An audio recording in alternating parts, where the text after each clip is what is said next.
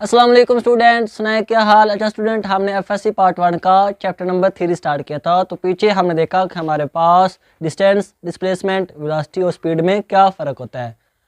हमारे पास डिस्प्लेसमेंट भी लेंथ है, हमारे पास डिस्टेंस भी लेंथ है। तो फिर क्यों हमने डिस्प्लेसमेंट और डिस्टेंस को पढ़ा।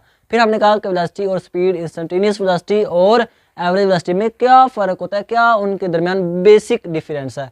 और पीछे फिर हमने एक्सेलरेशन को देखा। स्टूडेंट, हमें हमारे पास लेंथ भी आ गई, हमने मूव भी कर लिया, हमारे पास वेलोसिटी और स्पीड भी आ गई। तो क्यों हमें ज़रूरत पड़ी एक्सेलरेशन की। क्या वजह थी कि हमें एक्सेलरेशन को ही पढ़ना पड़ा, एक नई क्वांटिटी को फिजिक्स में इंट्रोड्यूस कराना पड़ा। ये भी हमने पिछले लेक्चर में डिटेल से देखा था कि क्यों एक्सेलरेशन को फिजिक्स में लाया गया। क्योंकि बहुत सारी इंफॉर्मेशन थी जो कि हमारे पास वेलोसिटी और हमारे पास स्पीड से नहीं मिल रही थी, जो कि हमारे पास एक्सेलरेशन ही आकर देता था। ये सारी हमने डिटेल से पीछे देखा था। तो आज हम देखेंगे उसी एक्सेलरेशन में से जो कि हमारे पास इंपॉर्टेंट एमसीक्यूज, जो कि ई कैट, एम कैट, हमारे पास पीपीएससी और अदर बोर्ड एग्जाम में आते हैं, रिपीट होती हैं। आज हम उनको देखेंगे। तो सर उसमें भी हमारे पास अब देखेंगे, हम सिंपल एमसीक्यूज नहीं देखेंगे कि वेलोसिटी, हमारे पास एक्सेलरेशन का क्या फार्मूला है, इंस्टेंटेनियस एक्सेलरेशन क्या है, हमारे पास एवरेज एक्सेलरेशन क्या है। वो तो स्टूडेंट आपको सबको आते हैं, वो तो हमारे पास इजी हैं। हम उस एक्सेलरेशन में से जो कंसेप्ट वाले एमसीक्यूज हैं वो देखेंगे। आप स्टूडेंट फील करेंगे कि हाँ इनमें कंसेप्ट था। तो मेरा नाम जाहिद इमरान और आपका ये चैनल फिजिक्स एकेडमी। तो चलें हम स्टार्ट करते हैं कि हमारे पास क्या क्या हमारे पास एमसीक्यूज एक्सेलरेशन में से आ सकते हैं। तो हमारे पास इसमें पहला हमारे पास एमसीक्यूज है, वही हमारे पास बहुत इंटरेस्टिंग है। वो कहता है कि एक हमारे पास बॉडी है, वो मूव कर रही है अपवर्ड डायरेक्शन में और उसका एक्सेलरेशन हमारे पास है -9.8।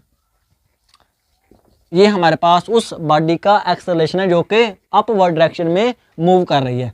ये वो अपवर्ड डायरेक्शन में मूव कर रही है और इसका एक्सेलरेशन ये वाला बन गया। अब वो कहता है कि बिल्कुल एक उसी तरह की बॉडी नीचे की तरफ मूव कर रही है और उसका एक्सेलरेशन हमारे पास है a+9.8। उसका एक्सेलरेशन क्या था हमारे पास, जो दूसरी बॉडी थी जो कि नीचे की तरफ मूव कर रही है, उसका एक्सेलरेशन है 9.8 प्लस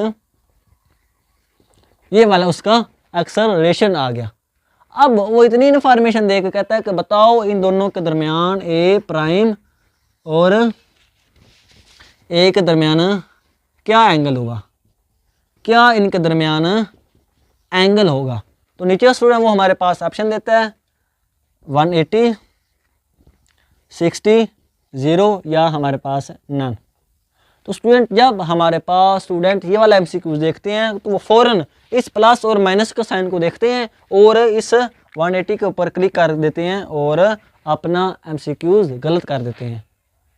स्टूडेंट मैंने यही कहा कि सिर्फ हमने फार्मूले को नहीं देखना, फार्मूलों के पीछे जो फिजिक्स होती है उसको भी देखना है, तब जाकर हमारे पास हमारे कंसेप्ट क्लियर होंगे, तभी हम एमसीक्यूज को सोल्व कर पाएंगे। ई कैट में हमारे पास ऐसे आसान न्यूमेरिकल नहीं होते, उनमें कंसेप्ट वाले न्यूमेरिकल होते हैं। तो अब जब हमने देखा कि ये माइनस है ये प्लस है तो एंगल तो हमारे पास बिल्कुल 180 का ही आएगा। हमने इसके ऊपर क्लिक किया और एमसीक्यूज गलत किया।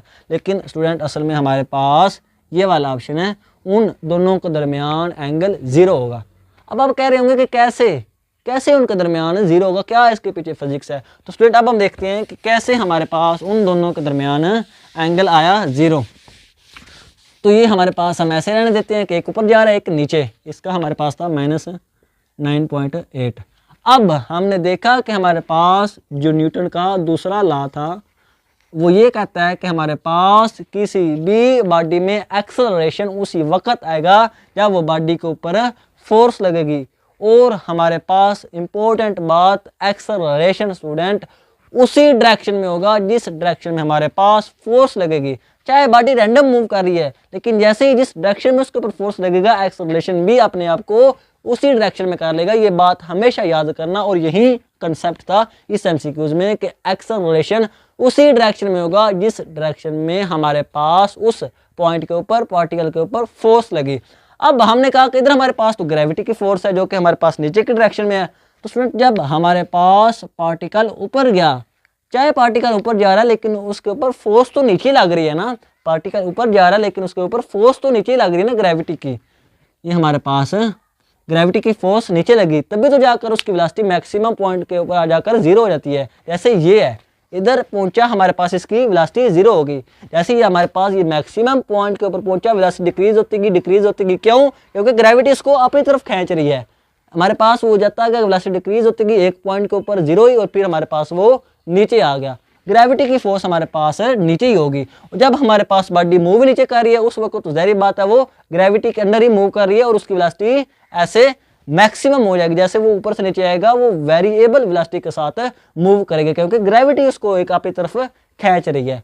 तो जब हमने देखा कि इसमें भी हमारे पास ग्रेविटी की फोर्स कितनी थी, नीचे की तरफ थी। अब जब बॉडी ऊपर जा रही ग्रेविटी उसको नीचे खींच रही है। अब भी हमारे पास ग्रेविटी की फोर्स नीचे थी, दोनों फोर्सेस ही नीचे, दोनों हमारे पास बॉडी का एक्सेलरेशन भी नीचे होगा।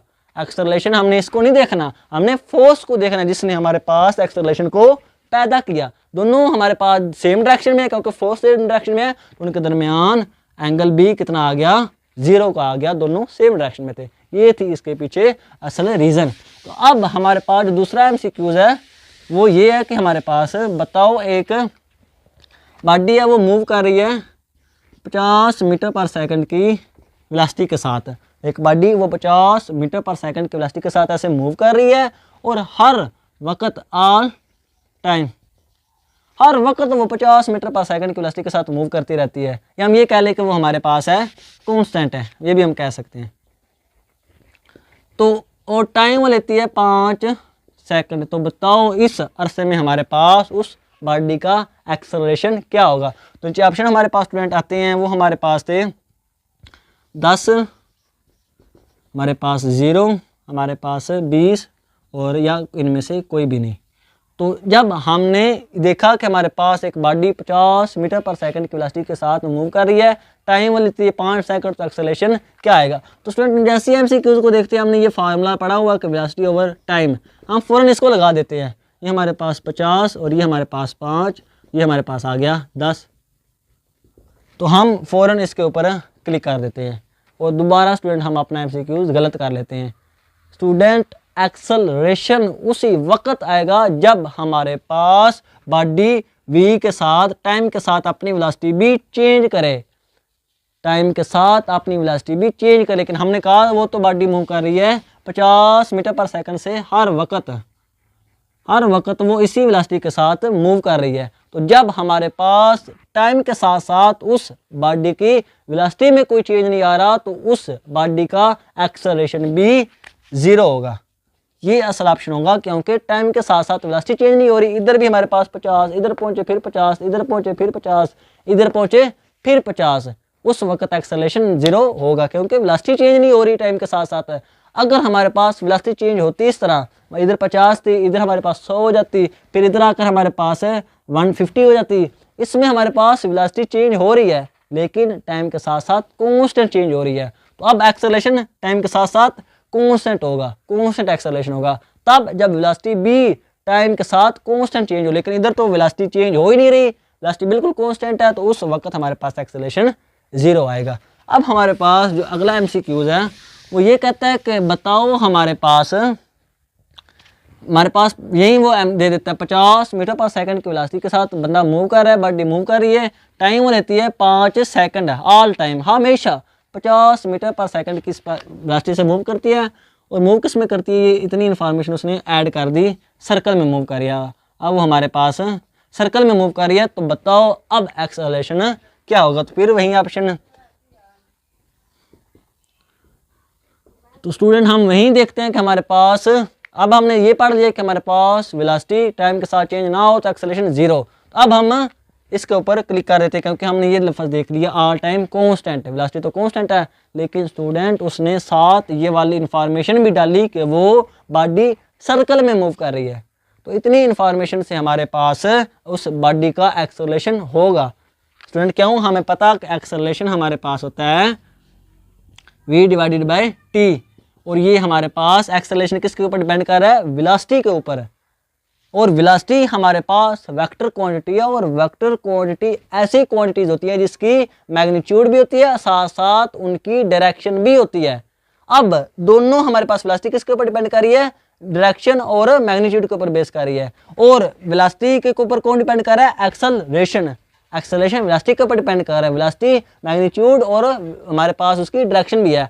अगर इन दोनों में से कोई एक भी चेंज हो तो उस वक्त बॉडी में एक्सेलरेशन होगा, चाहे वो कांस्टेंट वेलोसिटी के साथ मूव करती है, हर वक्त उसकी वेलोसिटी 50 थी, लेकिन उसने अपनी डायरेक्शन चेंज की तो हमारे पास जैसे डायरेक्शन चेंज हुई उस बॉडी में एक्सेलरेशन आ गया, क्योंकि वेलोसिटी वेक्टर है, वेक्टर की डायरेक्शन होती है, डायरेक्शन चेंज हुई तो वेलोसिटी में चेंजिंग आई, वेलोसिटी में चेंजिंग टाइम के साथ हमारे पास एक्सेलरेशन होता है।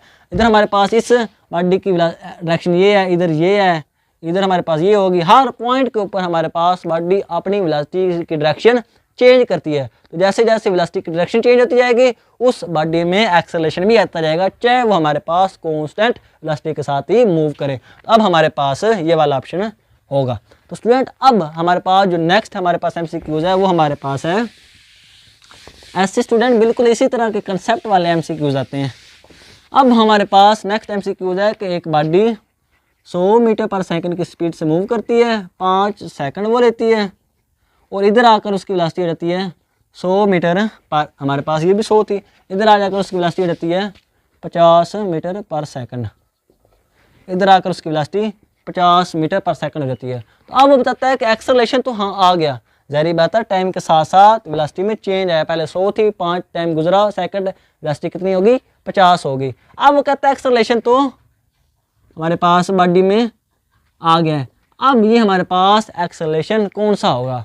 तो स्टूडेंट याद रखना ये भी एमसीक्यूज इंपॉर्टेंट था कि जब हमारे पास बॉडी की वेलोसिटी में टाइम के साथ इंक्रीज हो तो वो एक्सेलरेशन कहलाता है पॉजिटिव एक्सेलरेशन, और अगर उस बॉडी की वेलोसिटी में टाइम के साथ साथ डिक्रीज हो, वो वेलोसिटी कम हो, तो उस एक्सेलरेशन को हम कहेंगे नेगेटिव एक्सेलरेशन, और उसको हम रिटार्डेशन भी कहते हैं, उसको हम रिटार्डेशन भी कहते हैं, जो कि हमारे पास एक्सेलरेशन में कमी को शो कर रहा है, क्योंकि वेलोसिटी भी टाइम के साथ साथ कम हो रही है। तो स्टूडेंट ये थे हमारे पास इंपॉर्टेंट एमसीक्यूज।